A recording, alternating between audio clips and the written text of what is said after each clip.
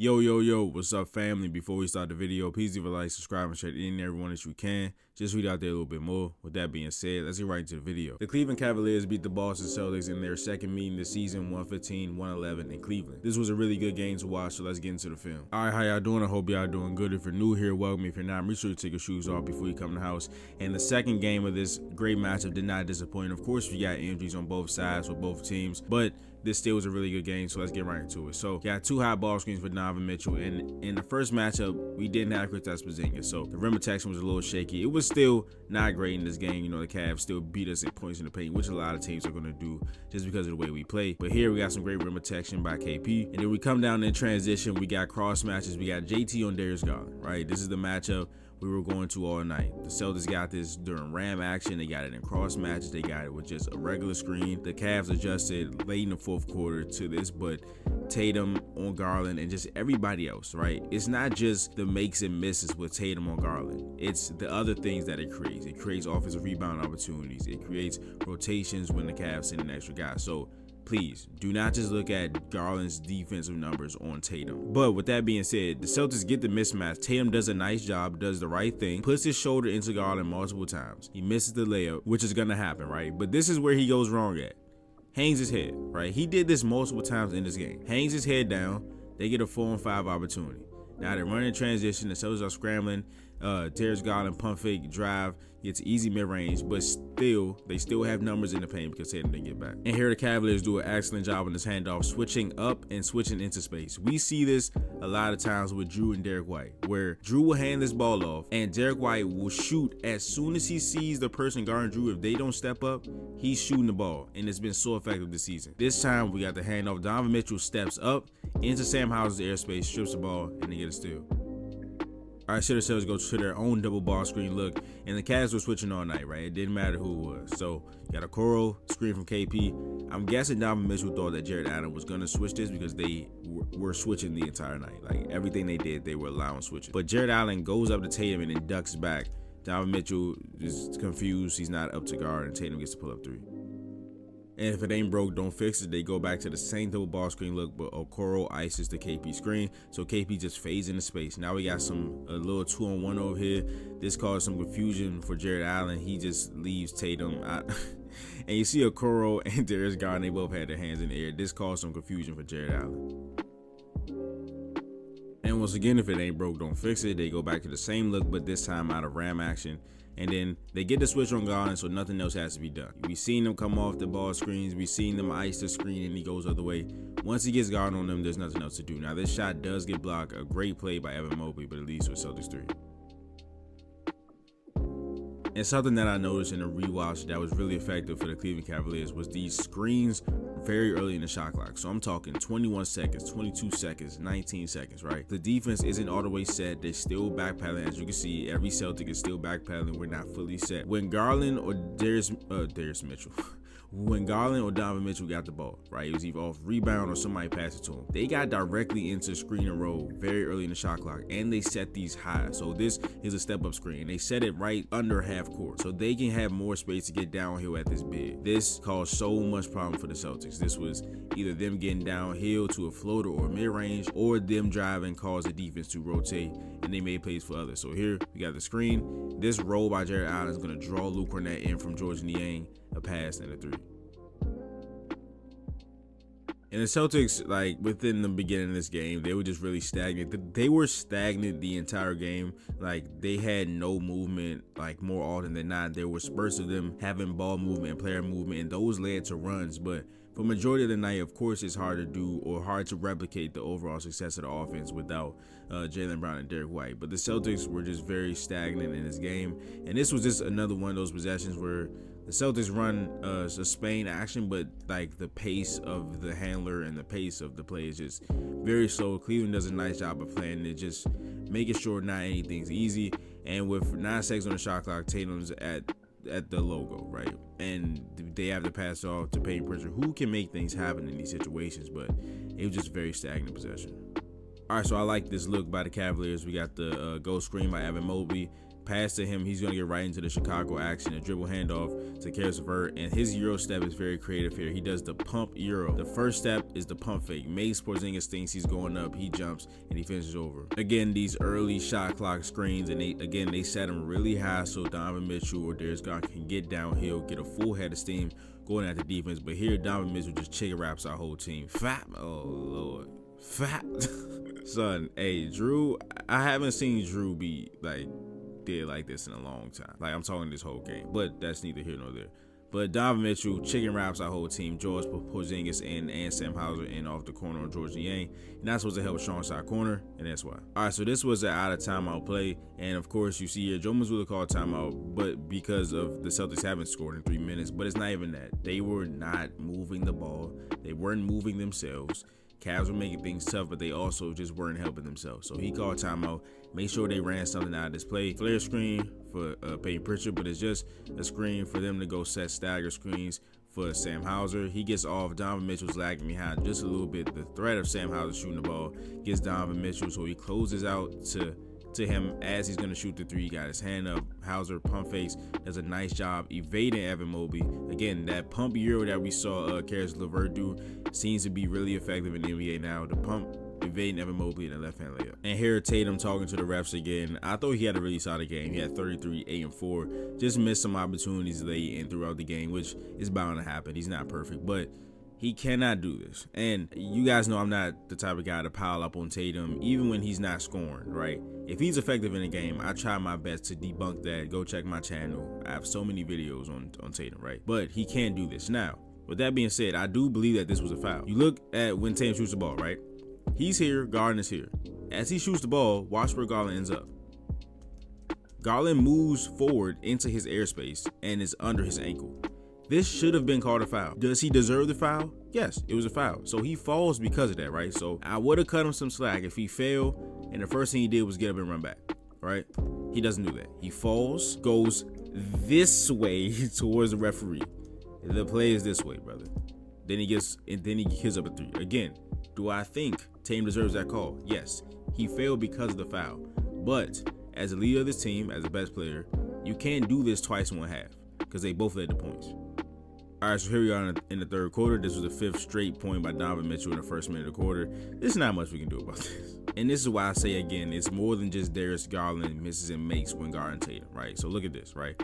We have Sam Hauser and Al Horford on this side. Al Horford sets the pin down for Sam Hauser. Darius Garland not being able to switch this means he's running away from a shooter. He's running away from Al Horford because he cannot switch this.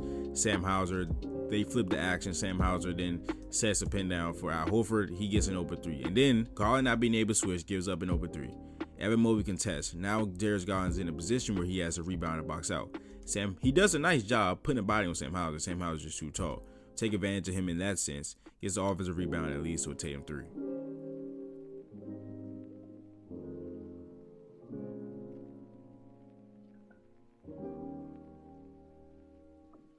And I just love the versatility that we have with Kristaps Porzingis in semi-transition or in transition. He can duck into these areas and cross matches or just like against anybody, and we'll have a good offensive play. But then he can be the trailer here and knock down this three. All right, so here we got a nice sideline out of bounds play by the Celtics. We got stagger action for Sam Hauser. We've seen this so many times with Sam Hauser or Peyton Pritchard. They almost always come out right here to try to get a three. Darius Garland knows this, or he gets caught on the screen, so he's trying to fight over top of Sam Hauser because he's expecting him to come off. But Sam Hauser does a nice job going between the stagger screens and slipping to the basket, cutting to the basket, and he gets a layup. And again, it's much more than just what Jason Tatum shot on Darius Garland. It's about everything. What the switching and attacking Darius Garland creates. So here, KP gets a switch on Darius Garland, and Oscar Okoro can no longer focus on Sam Hauser. This is one of the best shooters in the NBA. Percentage-wise, hasn't showed that this season, but we know, right? This is one of the premier shooters in the NBA. Oscar Okoro can no longer focus on that because all of his attention is on trying to help Darius Garland on Kristaps Porzingis. So you see him, he's looking. As soon as the ball goes in, he doubles. Joe Mazzulla talks a lot about not playing 5-on-5, creating advantages through rotation. Now we have an advantage. We have a 2-on-1 between Sam Hauser and Jrue Holiday against Donovan Mitchell. The pass goes Donovan Mitchell, as he's supposed to do when you have two people, to try to play in the middle, try to take away that passing lane. Sam Hauser smartly ball fakes and hits a three.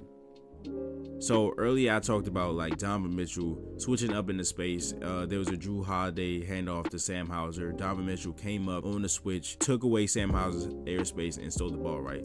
This time the Cavaliers don't do that. Now, if I'm the defense, am I okay with Jason Tatum taking logo threes? Hell yeah. If Jason Tatum's gonna take this shot and we lose, that's fine. But Darius Garland does not switch up into space. He's not jumping to Jason Tatum, so he felt comfortable shooting the shot. After the screen, watch Garland, he just stands in the same place, right? Tatum felt comfortable to do that. He knocks down a three. The Celtics outscored the Cavaliers 35-21 in that third quarter, but in the fourth quarter, everything flipped on its head with good defensive plays like this from the Cavaliers. The Celtics missed their first 5 possessions. One of the possessions, they didn't even get a shot off. It was a shot clock violation, but they did not score on their first 5 possessions of this quarter. In the fourth quarter, they only scored 27 points. 9 of those were free throws. They were 8 for 23 from the field and 2 for 9 from 3. They didn't get up a lot of threes. They didn't make, of course, they didn't make a lot of them, but 2. And the Cavaliers really forced some stagnation, and they only had 1 assist in this quarter. And Thanksgiving did just pass, so happy Thanksgiving to those who celebrate. Hope you had a good one. And if you don't celebrate it, it's fine. I'll just celebrate you. And what I'm thankful for is fourth quarter P. He bailed us out so many times in this quarter when the offense had nothing going. The step back 3 over Evan Mobley, size, length, doesn't matter for Payne Pritchard. And again, these early ball screens by the Cleveland Cavaliers, they set them high so the handlers can get downhill, right? Right under half court, got Donovan Mitchell full head of steam against Sam Hauser. The in and out, the step back going left, and a trade ball. All right, so here we got some more Ram action. Celtics trying to get Darius Garland on Jason Tatum. They get the matchup, and Tatum takes advantage of it.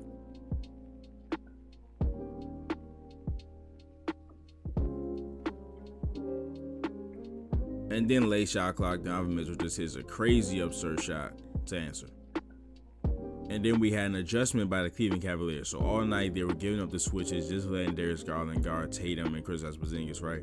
After the timeout, the Cavs started sending 2 at the ball, which without Jaylen Brown and Derek White seems to be a more effective, well, in theory, seems to be a more effective play, but it just allows the Celtics to play the way they want to play, which is not 5-on-5. Creating advantages, right? Creating things through rotation, and it also just allows for mismatches anyway, right? Because you send 2 at the ball, somebody's going to be guarding somebody they're not supposed to be, right? So now we have a 4-on-3 advantage right here in this area of the floor. We got 2 on Tatum. And even though the Cavaliers do play good defense, we still force rotation, right? The Drew drive, he kicks it out. The Payne Pritchard eventually gets into the paint, forces Evan Mobley to come out there in an open corner 3 by Al Horford. But another thing it does, again, I said something about the mismatches, right? That also accounts for offensive rebounds. You send 2 at the ball, somebody's going to be checking somebody they're not supposed to. And when the shot goes up, that could be problematic. Because you see Darius Garland is is hugging Kristaps Porzingis and we get a foul. All right, so same thing happens here, right? Late shot clock, they send 2 at the ball. Payne Pritchard's open for 3, right? Since he's open, Evan Mobley has to come off the corner and try to come up here and contest. Darius Garland is also going to be running back to Payne Pritchard. Payne Pritchard shoots. Now, Donovan Mitchell does a nice job running to the corner as Evan Mobley has to come up, right? But now, Evan Mobley is not. So this Evan Mobley, I feel much more comfortable with them getting a rebound. Him and Jared Allen down there, you know, that's probably a short rebound. But now it's Donovan Mitchell here in the corner, but then we have 2 people crashing the glass against Jared Allen. Jared Allen is a good rebounder, but 2-on-1. So he sees Drew Holiday out of the corner of his eye right here. So he's looking to see who's around him. He sees Drew Holiday. I don't think he saw Kristaps Porzingis. So he's running to the ball, didn't put a body on the body, couldn't put a body on 2 people, and we get a layup. And we get a layup, but what do the Cavs do? And this was sort of the problem. We were getting 2s this quarter. The shots that we did make, we made 8 shots, only had 2 threes, but the Cavaliers were answering with 3s, and Drew Holiday cannot do this. There is no way in hell Drew Holiday can do this. So we got to pick a roll. Okoro gets into the short roll, draws Tatum, and draws Al Horford over from Evan Mobley. This is a shot that we're fine with. And Drew Holiday has to understand that. He didn't even look like he's face guarding Donovan Mitchell, right? So I don't think he even knows who this pass is going to. But he has to be aware of what's going on, right? You're supposed to be seeing the man in the ball. So he's seeing Okoro, right? He sees the ball. But he runs to Evan Mobley and off of Donovan Mitchell. You have to either stunt Evan Mobley, force him to have a tick of indecision so Al Horford can get back and stay on Donovan Mitchell, or just stay on Donovan Mitchell. We don't care about Evan Mobley threes at this point. We do not care. We haven't cared the whole game. He shot 2 threes. They were wide open. He bricked them, right? He can shoot those. He shoots about 32% from this season. But would we rather him shoot the 3 in crunch time or Donovan Mitchell, who's already hot? You cannot do this. Know your personnel. Stay with Donovan Mitchell.